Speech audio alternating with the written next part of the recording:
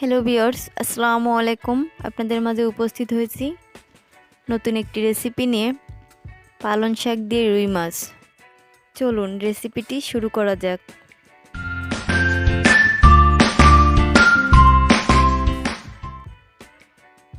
রেসিপিটি করার জন্য এখানে আমি কিছু পালং শাক নিয়েছি এবং রুই মাছ ছোট ছোট টুকরা করে কেটে নিয়েছি। কাঁচামরিচ বেটে নিয়েছি 2 টেবিল চামচ, জিরা বাটা 1 টেবিল চামচ, পেঁয়াজ বাটা 2 টেবিল চামচ, রসুন বাটা 1 টেবিল চামচ, 2টা টমেটো কেটে নিয়েছি, 3 টেবিল চামচ পরিমাণ তেল দিয়ে দিব। এখন আমি একে একে মশলা দিয়ে দিব।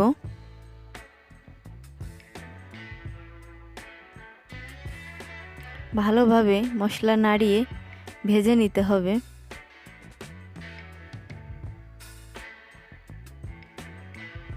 পরিমাণ মতো লবণ এবং পরিমাণ মতো হলুদ দিয়ে ভালোভাবে মশলাটাকে কষিয়ে নিতে হবে।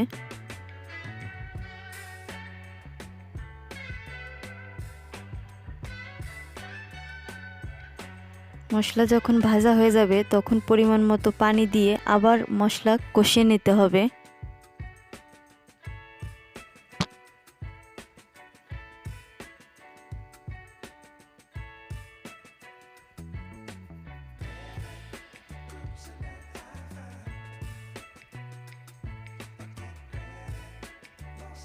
ভিউয়ার্স, আমি কোনো পানি ব্যবহার করব না আর রান্নায়। এখন আমি একে একে মাছগুলা দিয়ে দিব।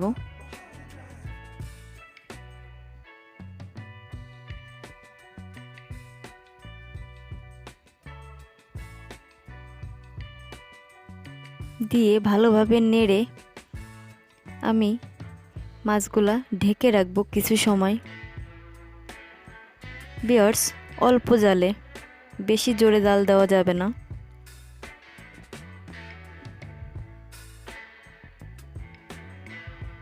ভিউয়ার্স, আমার মাছ কষানো হয়ে গেছে। আমি আরও একবার ভালোভাবে উল্টে দিব। আস্তে আস্তে করতে হবে, বেশি তাড়াহুড়া করলে মাছ ভেঙে যাবে।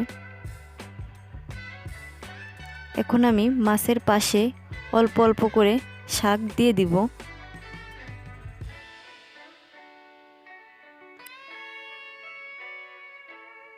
আমি 10 মিনিটের জন্য ঢেকে রাখবো মিডিয়াম জালে।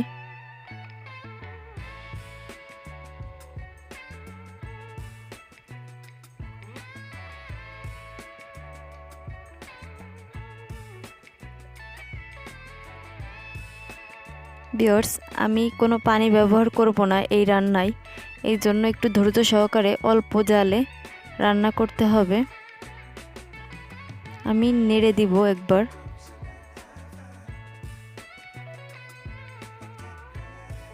এখন আমি টমেটোগুলা উপরে দিয়ে ভালোভাবে ঢেকে রাখবো আরও 5 মিনিটের জন্য মিডিয়াম জালে।